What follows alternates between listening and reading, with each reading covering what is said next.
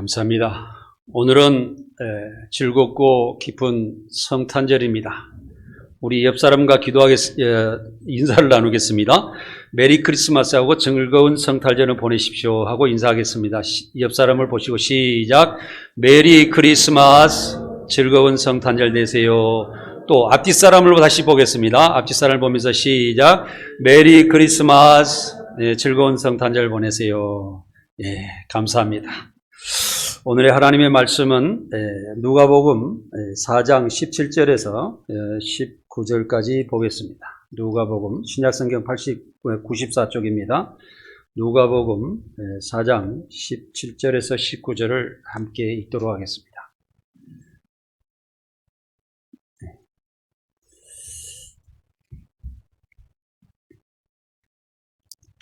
네. 함께 같이 큰 소리를 읽겠습니다. 시작. 선지자 이사야의 글을 들이거늘 책을 펴서 이렇게 기록된 데를 찾으시니 곧 주의 성령이 내게 임하시니 이는 가난한 자에게 복음을 전하게 하시려고 내게 기름을 부으시고 나를 보내사 포로된 자에게 자유를, 눈먼 자에게 다시 보게 함을 전파하여 눌린 자를 자유롭게 하고 주의 은혜의 해를 전파하게 하려 하심이라 하였더라. 아멘. 오늘 성탄절을 맞이하여 예수 그리스도의 사랑과 은혜가 성도 여러분의 가정에 충만하시기를 원합니다. 우리 주 예수 그리스도께서 이 땅에 오셔서 우리를 구원하신 것을 기쁘게 맞이하시기를 간절히 원합니다. 오늘 말씀은 구원자로 오신 예수 그리스도라는 제목으로 여러분들께 말씀을 드리겠습니다. 독생자 예수 그리스도는 온 인류를 위한 진정한 구원자의 진리의 왕으로 세상에 오셨습니다. 하나님께서는 우주 만물을 창조하시고 이스라엘의 한 나라를 선택하셔서 유대교를 탄생하게 하셨습니다. 그러나 예수님은 이스라엘을 뛰어넘어 지구상의 모든 인류를 선택하시고 기독교를 창설하셔서 최악의 모든 인간을 살리시고 우리의 의를 생명으로 인도하시기 위해 세상에 오셨습니다. 그래서 예수님은 죄악 가운데 살아가는 인간을 살리기 위해서 의로운 그런 생명으로 우리에게 오셨다는 사실입니다. 진리 하나님께서는 창조의 영원한 사랑을 완성하시려고 예수님을 세상에 보내셨습니다. 하나님은 선하시고 인자하신 분으로 죄인과 함께 하실 수가 없는 분입니다. 그러나 예수님은 가난한 자와 병든 자와 죄인을 구원하시려고 세상에 오신 것입니다. 예수님은 낮은 자에게 생명을 주시려고 낮고 천한 말구 위에 오셨습니다. 말구 위로 오셨다는 것은 사람보다 더 낮은 자세로 예수님께 세상에 오셔서 모든 사람들을 섬기심으로 또한 그 섬기심으로 인하여서 우리를 구원하시기에 오셨다는 것입니다. 세상 사람들처럼 권력과 힘으로 다스리는 것이 아니라 사람을 섬김으로 세상을 다스리기에 오셨다는 사실입니다.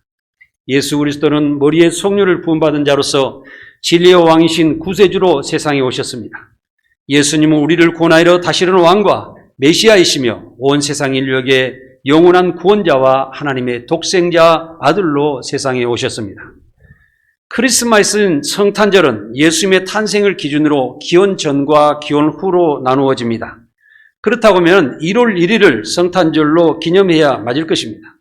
그러나 크리스마스는 세계 민족이 여러 가지로 12월 24일부터 1월 6일까지 자유롭게 날짜를 정하여 섬기고 있으며 우리나라는 12월 25일을 기념하고 있습니다. 성탄절을 예수님을 믿지 않는 사람들도 축제의 날이며 온 인류가 축제하는 그런 잔칫날이 되어 있습니다. 왜 그러냐면은 우리가 하나의 연말을 맞이하고 또 신년을 맞이하는 그런 때도 있고 예수님 오신 것은 무엇보다도 세상을 구원하시고 세상을 엄청난 상태로 뒤바꿔 놓을 수 있는 역사가 있었기 때문입니다. 우주 탄생은 기원전으로 과학자들이 138억 년이 되었다고 합니다. 하나님께서 천지를 창조하신 후 138억 년 후에 예수님이 이 세상에 오셨다는 것입니다. 천지를 창조하신 태초는 영어로 제네시스라고 합니다. 우리나라 현대 자동차가 제네시스라는 이름을 붙여서 세계적인 자동차 브랜드가 되어 있습니다. 제네시스라는 뜻은 창조 때, 태초의 창조를 뜻하는 그런 말씀으로 아주 신선한 영어인 것입니다. 그래서 이런 좋은 영어를 따서 자동차를 만들어서 세계에 판매하고 있는 것을 볼 수가 있습니다. 우리는 태초에 하나님과 예수님과 성령님께서 함께 하시는 그 영이 수면 위에 운영하고 계셨다는 그 말씀이 있는데, 예수님께서는 그 신성한 세계에서 계시다가 정말 하나님께서 인간을 만들어 놓으시고 정말 하나님의 말씀 가운데 살아가지고 원하였으나 하나님의 영을 떠나서 사람의 죄 가운데 살아가므로 이제는 예수님을 이 땅에 보내셔서 하나님의 마지막에 그 사랑을 완성하시기 위해서 세상에 예수님을 보내신 것입니다. 지금은 예수님이 탄생 후 2022년이 되었으며 예수님 탄생 이후를 기원을 하고 하는데 영어로는 비포 크라이스트라고 합니다. 또 예수님께서 탄생하기 전을 비포 크라이스트라고 하고 예수님께서 탄생한 후를 안노 도아민이라고 합니다. 말씀을 조금 잘못 드렸습니다. 그러므로 세상의 중심은 예수님인 것입니다. 일주일 달력도 예수님이 부활하신 날을 안식 후 첫날이 되었으며 또한 그것이 일요일로 일주일이 시작하며 안식일은 마지막인 날을 토요일이라고 하는 것을 우리가 볼 수가 있는 것입니다. 예수님은 처녀 마리아의 몸에 성령으로 잉태하셨습니다. 육체적으로는 인간인 마리아의 여자의 아들로 태어나 성장하셨지만 성령의 인도에 따라 지혜가 충만하여 회당에서 하나님 말씀을 읽으며 미래의 복음을 전하는 공생애를 준비하셨던 것입니다. 예수 그리스도께서 태어나시면 성경에 이렇게 기록되어 있습니다. 예수님 어머니 마리아가 요셉과 약혼하고 동거하기 전에 성령으로 잉태하여 배가 부르기 시작하였습니다. 마리아의 남편 요셉은 의로운 사람이라 마리아가 다른 사람의 아이를 가진 것을 확인하고 소문내지 않고 조용히 마리아와 결별하고 모든 사실을 덮으려고 하였습니다. 이것은 상식적으로 생각해도 남은 남자 아이를 가진 사람과 결혼한다는 것은 말이 되지 않기 때문인 것입니다. 그런데 꿈에 하나님의 사자가 현명하여 말씀하기를 다윗의 자손 요셉아, 너와 약혼한 마리아와 결혼하기를 무서워하지 말라. 마리아에게 잉태한 아이는 성령으로 잉태된 것이라고 말하며 아이를 낳으면 예수라고 하라는 그 이름까지 지어주었습니다. 마태복음 1장 21절에서 23절을 함께 읽겠습니다. 아들을 낳으리니 이름을 예수라 하라. 이는 그가 자기 백성을 그들의 죄에서 구원할 자이심이라 하니라. 이는 모든 일이 된 것은 주께서 선지자로 하신 말씀을 이루려 하심이니 이르시되 보라 처녀가 잉태하여 아들을 낳을 것이요 그 이름은 임마누엘이라 하리라 하셨으니 이를 번역한즉 하나님이 우리와 함께 계시다 함이라. 아멘. 우리가 여기 말씀 중에서 이름을 예수라 하라. 이는 그가 자기 백성을 그들의 죄에서 구원할 자심이라 하시는 것은 자기 백성이라는 것은 인간을 창조하신 하나님만 그렇게 말씀할 수 있으며 또한 어떤 물건이든지 이것을 우리가 자기가 돈을 주고 그 대가를 주고 샀을 때 자기 것이라고 이야기할 수가 있는 것입니다. 여기서 자기 백성을 구원하신다는 것은 하나님께서 인간을 창조를 하셨기 때문에 하시는 말씀이며 또 예수 그리스도께서 십자가 고난을 통해서 우리를 죄에서 구원하시고 그 십자가 고통을 통하여 우리를 사셨기 때문에 예수님께서도 자기 백성이라고 말씀하실 수가 있는 것입니다. 이것은 하나님과 또 예수님과 성령님께서 성삼일체로 되신 하나님께서만 자기 백성이라고 인간을 말씀할 수가 있는 것입니다. 또 여기서 처녀가 잉태하여 아들을 낳을 것이라는 말씀은 그 처녀가 남자의 어떤 관계를 통해서 아이를 낳는 것이 아니라 하나님의 성령의 능력을 통하여서 처녀에게 배가 불러오게 했다는 것입니다. 이런즉 하나님이 우리와 함께 계신다는 말씀으로 임마누엘 하시는 그 말씀은 하나님이 우리와 함께 계시다는 뜻인데 하나님께서 창조하실 때 우리를 사랑하셨고 우리 부모가 자식을 낳았을 때 그 자녀에 대한 사랑과 마찬가지로 하나님께서도 온 인류를 창조하시고 특히 사람에게는 생명을 불어넣으셔서 정말 하나님과 같이 동등한 모습으로 살아갈 수 있도록 생각하고 또 하나님을 따르고 하나님의 모든 것을 이루며 하나님께 영광 돌리며 살아갈 수 있는 능력의 인간을 탄생시켜 놨을 때 그 인간을 얼마나 사랑하셨는가. 예수 그리스도를 이 땅에 보내주시고 예수 그리스도를 십자가에서 희생하실 정도까지 인간을 사랑하셨다는 것입니다. 그래서 하나님의 그 영원한 창조의 사랑이 예수 그리스도를 통해서 영원히 우리 함께 계신다는 그런 뜻을 말하는 것입니다. 임마누엘은 더 정확히 말하면 하나님의 영원한 사랑으로 우리를 끝까지 세상 말세 아참 심판이 이를 때까지 우리를 사랑하여 주신다는 것입니다. 요셉은 잠이 깨서 일어나 하나님의 사자가 일러준 대로 향하여 아내 될 마리아를 데려왔으나 예수님이 태어날 때까지 함께 동침하지 않았으며 아이가 태어남으로 이름을 예수라고 지었습니다. 예수님은 구약 예언자 선지자인 이사야 예언에 따라 세상에 오셨으며 하나님의 선택하심과 성령을 받고 이스라엘과 이방 세상에 구원을 주시려고 오셨던 것입니다. 이사야 예언을 살펴보겠습니다. 이사야서 42장 1절에서 42절을 함께 읽겠습니다. 내가 붙드는 나의 종 내 마음에 기뻐하는 자 곧 내가 택한 사람을 보라. 내가 나의 영을 그에게 주었은즉 그가 이방의 정의를 베풀리라. 그는 외치지 아니하며 목소리를 높이지 아니하며 그 소리를 거리에 들리지 아니하며 상한 갈대를 꺾지 아니하며 꺼져가는 등불을 끄지 아니하고 진실로 정의를 시행할 것이며 그는 쇠하지 아니하며 낙담하지 아니하고 세상에 정의를 세우기에 이르리니 섬들이 그 교훈을 앙망하리라. 말씀을 읽다가 말으셨는데 꼭 큰 소리로 함께 같이 읽으시기 바랍니다. 하나님께서 붙드시는 예수님은 하나님의 마음에 꼭 드셔서 하나님께서 기뻐하는 독생자이셨던 것을 우리는 알아야 됩니다. 예수님께서 이방 사람들에게 정의를 베푸시고 조용히 계셨으며 목소리도 낮추시고 또한 작은 소리로 항상 말하시며 약한 사람들을 돌보시며 병든 자들 일어나게 하시며 진실하고 정의로움으로 항상 일하시면서 항상 건강한 모습으로 또한 강건한 모습으로 세상에 농담을 하시지 않으면서 항상 올바른 모습으로 사람의 표본이 되심으로 땅의 모든 나라들이 예수님을 추앙하고 또한 모든 세계 사람들이 예수님을 믿게 되었다는 사실입니다. 예수님은 인간적인 권력이나 무력으로 사람들을 다스리지 않으셨습니다.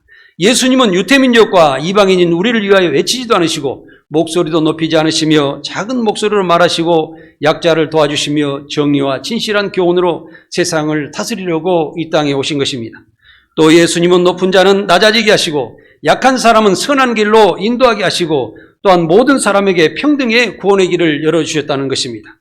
누가복음 3장에는 모든 골짜기가 메워지고 모든 산과 작은 산이 낮아지고 굽은 길이 곧아지고 또한 험한 길이 평탄해질 것이요 모든 육체가 하나님의 구원하심을 보리라고 함과 같으니라고 말씀하셨습니다.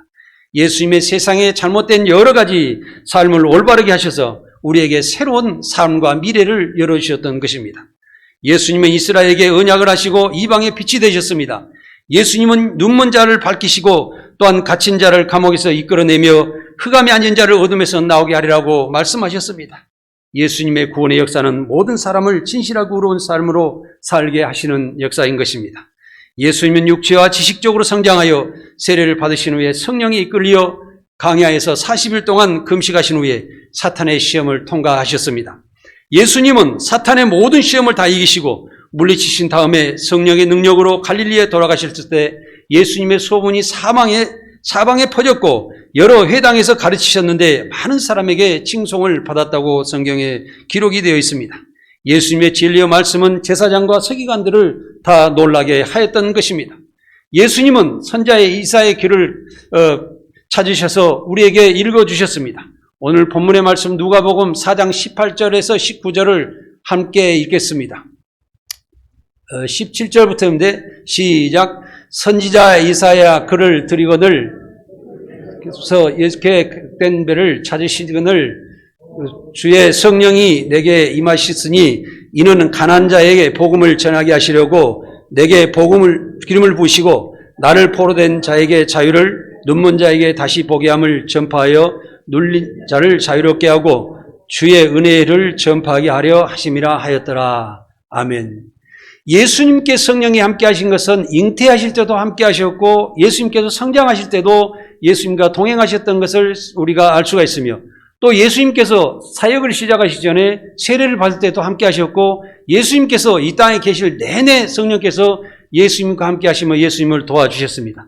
또 예수님께서는 양치는 목동이나 가난한 자와 어려운 자에게 먼저 오셨습니다. 예수님의 복음은 삶과 행동을 제약을 받는 모든 사람들에게 먼저 오시는 것입니다. 예수님의 복음의 굿 뉴스는 온 세상의 소망과 기쁨이 되었던 것입니다. 예수님은 선지자 이사야가 예언한 것을 이루시고 성령의 도우심으로 가난한 자와 포로된 자와 눈먼 자와 눌린 자를 도와주시고 하나님의 은혜의 빛을 세상에 널리 비치워 예수님을 믿는 그런 사람들을 구원하시려고 세상에 오셨습니다. 그러나 우리가 믿는 것이 아주 소중한데 우리가 세상 사람들이 예수님을 믿지 않으면 구원받지 못합니다. 우리도 신앙생활하면서 교회 나오면서도 예수님을 깊게 믿으며 예수님 안에 들어가서 그 말씀 가운데 살아야 됩니다. 그래야만이 우리가 혜택을 받을 수가 있는 것이지, 우리가 교회만 왔다 갔다 하면서 우리가 대충 신앙생활 하면서 내 마음에 주님을 모시고 살지 않는다고 하면은 우리는 그 믿음과 떠나서 또한 구원을 받을 수 없을 수도 있기 때문에 항상 우리는 믿음의 생활할 때 이왕이면 진실된 믿음을 가지고 살아가는 여러분이 되시기 바랍니다. 예수께서 세상에 연약한 사람에게 먼저 오신 것은 배고픈 자에게 먹은 것이 필요한 것 같이 구원의 복음이 가난하고 약하고 묶여있는 자와 병든 자를 위해 먼저 복음이 우선적으로 필요했던 것입니다. 제가 어렸을 때 아주 좀 가난 속에서 살아왔었는데 고등학교를 졸업할 때까지 소고기나 우유를 먹어보지 못했습니다. 그런데 그 이후로 우유를 먹다가 배탈이 나서 설사를 했던 적이 생각이 납니다.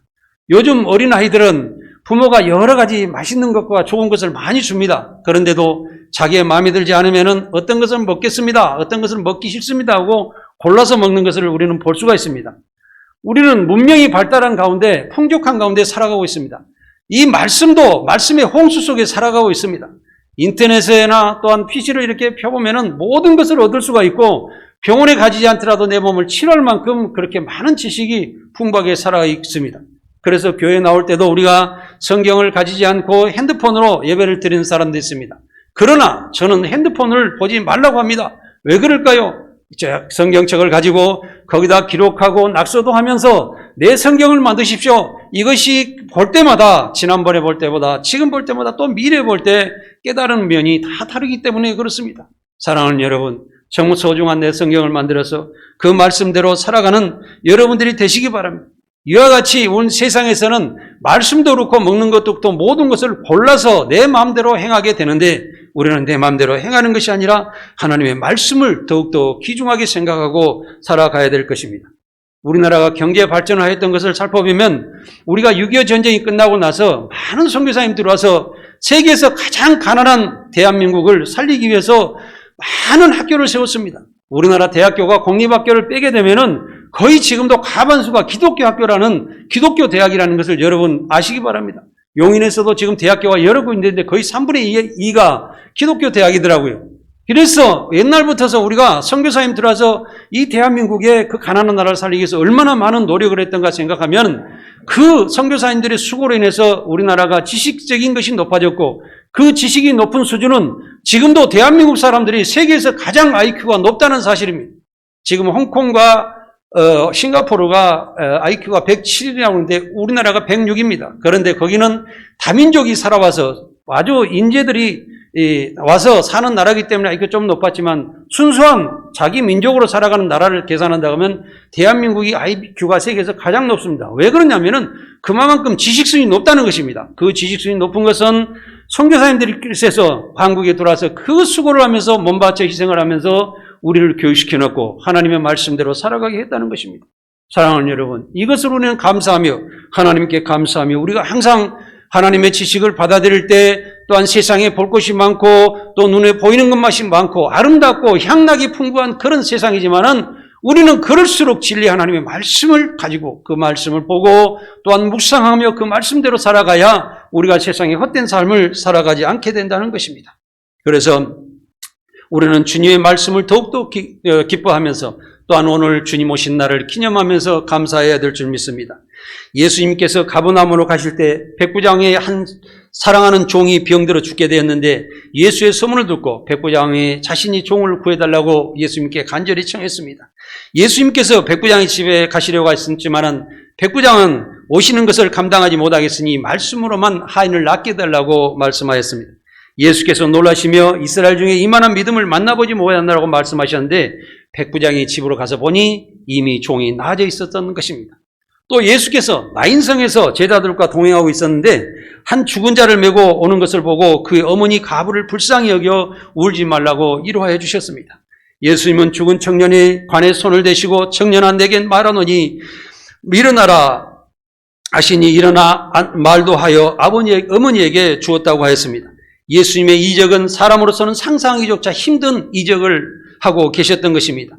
병자를 만나지도 않고 치료하시고 죽은 사람 간에 손을 얹어 깨어나게 하시고 기머거리와 눈먼 자와 문둥병자를 치료하시고 기순을 통제했던 역사를 이룩하셨던 것입니다. 이렇게 병든 자를 고치신 예수님의 소문이 온 유대와 사방에 퍼졌습니다.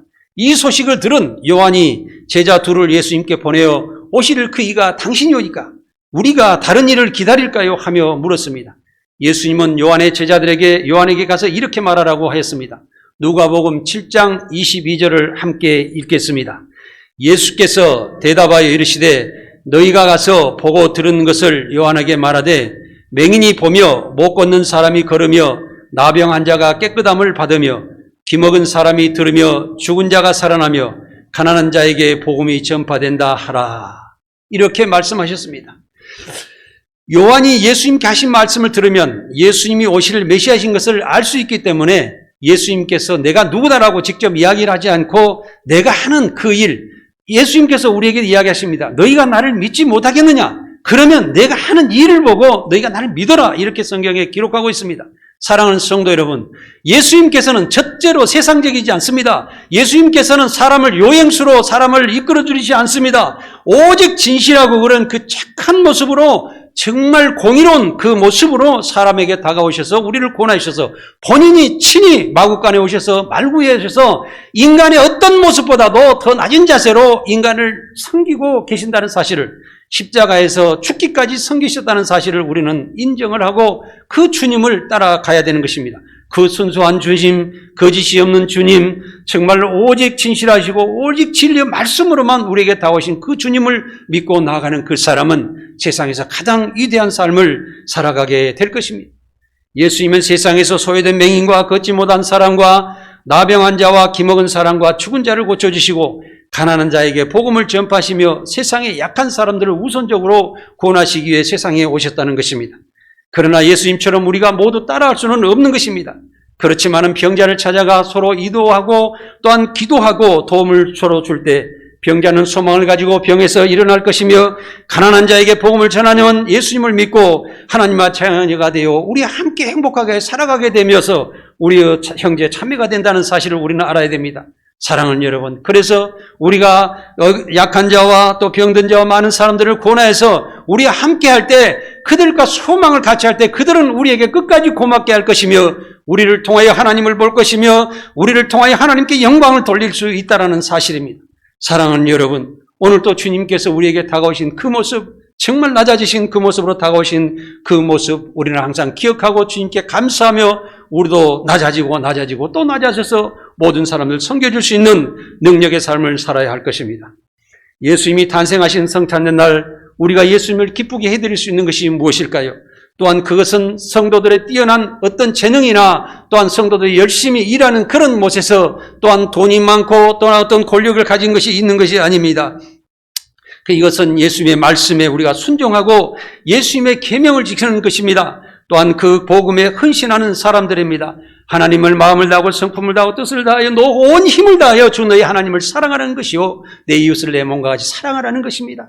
하나님을 사랑하면 하나님께서 주신 모든 그 능력의 권세와 능력의 하나님의 것을 우리에게 다 주셔서 우리도 권세의 능력을 가지고 살아가게 할 것이며 내 이웃을 살아갈 때 세상의 모든 것을 주님께서 십자가에 못 박혀 죽으신 그 뜻을 우리를 통해서 세상을 품는 능력 있는 기독교인들이 다 되라는 것입니다. 그래서 내 사랑하는 아들이라고 주님께서 하시는 주님의 자녀와 백성이 된다는 사실입니다.